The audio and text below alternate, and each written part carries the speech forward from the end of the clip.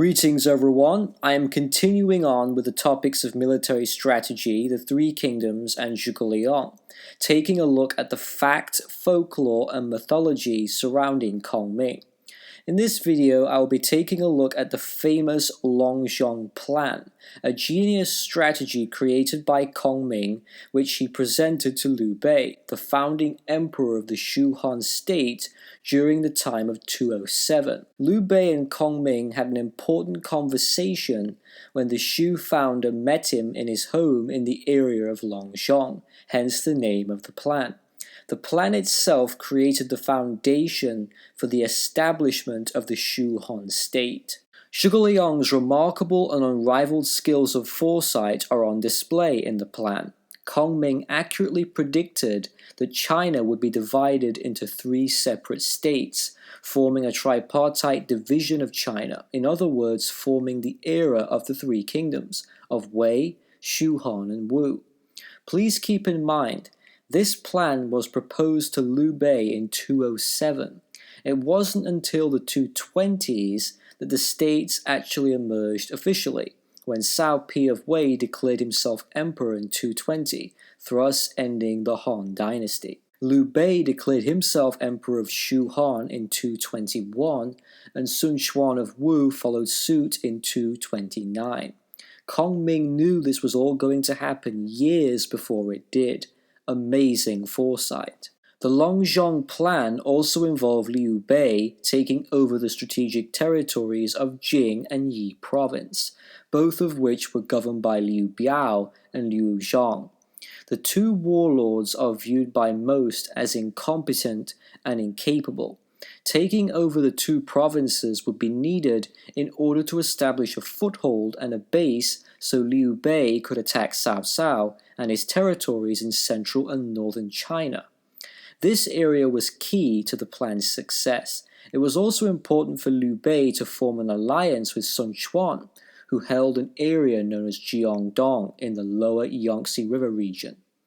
The Liu-Sun alliance would be crucial so the two powers could come together to defeat the bigger Cao Cao. Kongming also mentioned developing good relations with non-Chinese people. This is another example of forward thinking. Kongming mentioned the Rong peoples in the west and the Yi and Yu indigenous peoples in the south. Having cordial relations with these communities would prove helpful in the gathering of resources and manpower, also helping the economy.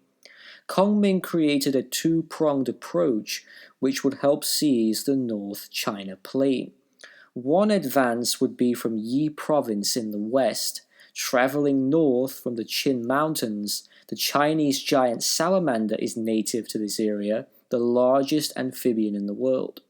From there, going into the mountains and into the Wei River Valley, thus achieving an important position in the west from which to rule the Great Bend of the Yellow River and the Guangdong region. The second advance would be from Jing province to Luoyang, the old imperial Han capital. This was all to be done in the name of restoring the Han back to its former glory. So now I want to move on to the specifics of Kongming's conversation with Liu Bei, which took place at Kongming's home. Thankfully, it was recorded in quite a lot of detail in the records of the Three Kingdoms written by historian Chen Shu. As the two men spoke about current affairs and how to proceed with the great plan, Liu Bei demonstrated humility and honesty by saying, "The Han dynasty is in decline. Villainous officials usurped power while the emperor was forced into exile. I may be unworthy in both strength and virtue, but I still want to uphold justice and righteousness in the empire. However, I am not intelligent and shrewd enough, which is why I have repeatedly suffered setbacks and ended up in my current situation. Nevertheless, I have neither deviated from my initial intentions nor given up on my ambitions. Sir, what do you think I can do?" Since Dong Zhuo usurped power, many warlords throughout the emperor have risen up, seized and controlled territories. Cao Cao was inferior to Yuan Shao in terms of fame and military power, yet he managed to defeat Yuan Shao and transform from a weak to a powerful warlord. This was not due to only favorable circumstances, but also human intelligence and wisdom. Now, as Cao Cao leads hundreds of thousands of troops and uses the emperor's name to command other warlords, you definitely can't compete with him directly. Sun Quan rules over Jiangdong, and his family have controlled the region for 3 generations. He has geographical advantage, the hearts of the people, and support of many wise and talented advisors. You should attempt to make contact and form an alliance with him instead of trying to conquer his territories.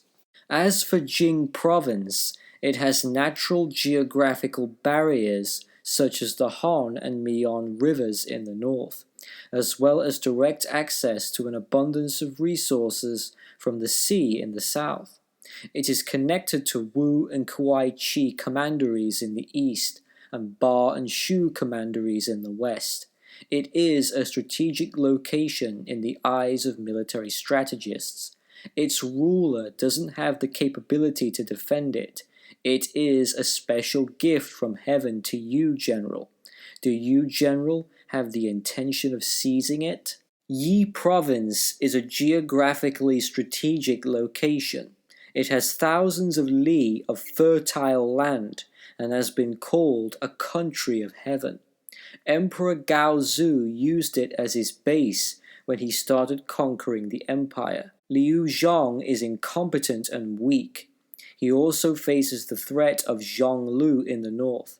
Even though his domain is wealthy and prosperous, he doesn't know how to treasure it. All the talents there hope to serve under a wise ruler. General, you are not only a member of the imperial clan, but also a man famous throughout the empire for his integrity and righteousness.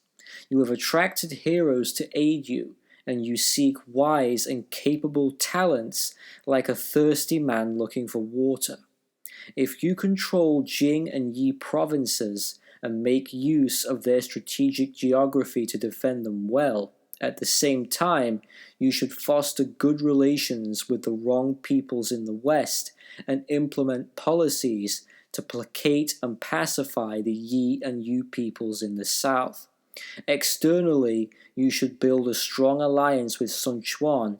Internally, you should reform government and promote civil culture. When the opportunity arises, you can order one of your senior officers to lead troops from Jing province to attack Wangcheng and Luoyang, while you, General, can personally lead troops out of Yi province via the Qin Mountains.